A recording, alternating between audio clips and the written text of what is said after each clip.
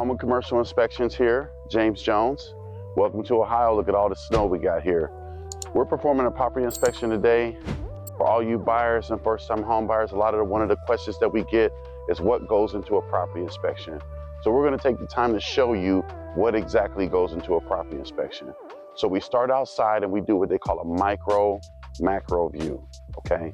So I'm gonna walk around the house, I'm gonna look up close, kind of see what I can see if I see any types of damage to the stucco or any of the cladding.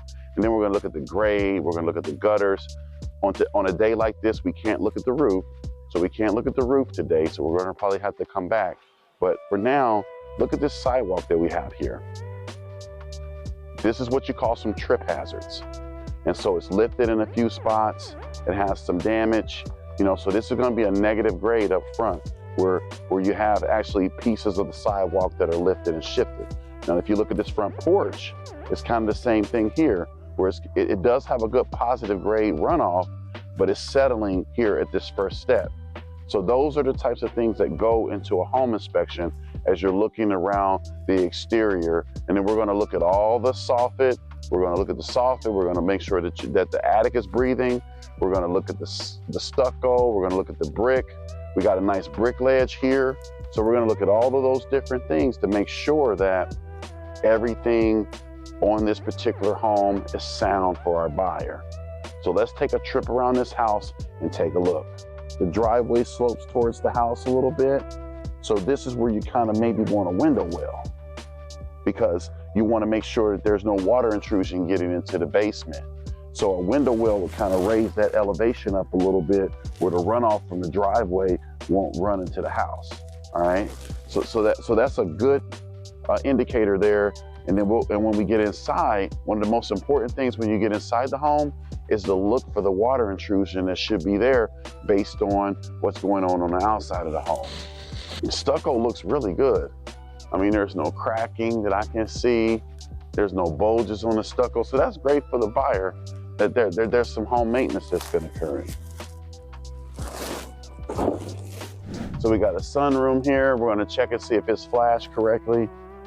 Make sure your screen door works. Has a closer. It doesn't have a closer, so we're gonna have to write the screen door up for no closer. Those are some of your minor things that you would find on the home inspection. Just some of your more simpler items. And now we got to trench through the snow because we got to look at the AC, okay? Here we have a carrier unit. This is a part of the split system of a part of a furnace. So this is your outdoor condensing unit. And then you have your indoor HVAC unit down in the basement with your air handler. And so we're gonna take a look at this condensing unit. We're gonna figure out the BTUs, whether or not it's sized correctly for the home. We're also gonna take a look and see age and condition. And we're gonna put all that in the property inspection report, because when you're writing a report, you write the deficiency, the degree of deficiency, the implication. So what's going on with different defects? It is below 65 degrees outside, so we can't test the AC in the winter months. So that's a limitation, but we're still gonna take a look and see, and then we're also gonna ask that the seller disclose maybe they did some maintenance on it, or they had a contractor that serviced it, or if there's a warranty. So we're gonna kind of check all of those boxes, because at the end of the day, it's about the protection of the buyer, okay? The 2005, it's a 2.5 ton, and it's R22 refrigerant, okay?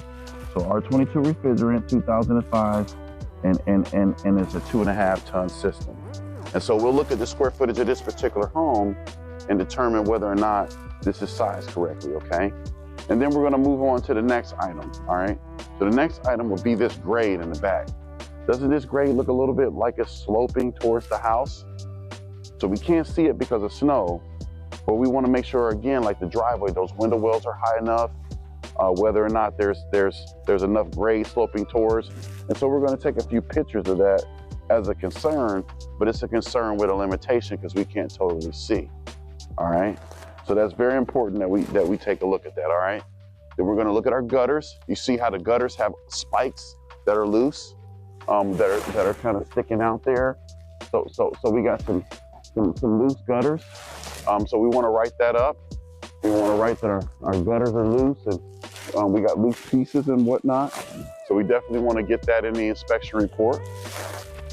And then we'll walk around the outside of the home here and just kind of see what else we need to look at. So here's our electrical system. All right, so we got our electrical system, and we're looking at what size service we have. Is the insulation on our service wire intact? It looks a little damaged, a little brittle. You see here where you can see through the insulation here. So we're gonna have to mark that up as the insulation is compromised. And then we're gonna look for our ground, okay? And so if we look here, we see we got an electric panel more than likely in the basement. And so we're gonna move this away to see if we have a grounding rod. See here, we have a grounding rod going into the ground here. And so now we know that our system is grounded on the outside of this house. But we are gonna write up how brittle the line is, okay? So we're gonna take a picture of that, and we're gonna put that as damaged insulation or damaged sheathing on the outside of the line, okay? Inside of a sunroom or any like attached structure or recreational structure that's attached on a home, we wanna look and see, make sure it's safe. So we got one step here, that's okay. It's not above 18 inches, so you don't need a handrail. But we do have a receptacle here on the back porch that doesn't have a cover. And more than likely, this is gonna be a family that's gonna have kids, and a family with kids, you're gonna make sure that the cover plate's on top of any receptacles, so you know no one gets shocked. So we're definitely gonna take a picture of that on the back side of the patio, okay? And then you always wanna look for termites and carpenter ants and anything of that nature. So we wanna move this back here, and we want to check up close and make sure that there's no carpenter ants or anything coming up inside of here. I mean, you could write them up, for some loose stucco and stuff, but that's really pretty common. But we want to make sure that, you don't have any shelter tubes or anything inside of here anywhere, okay? All right, so we're going to keep looking around for different things outside.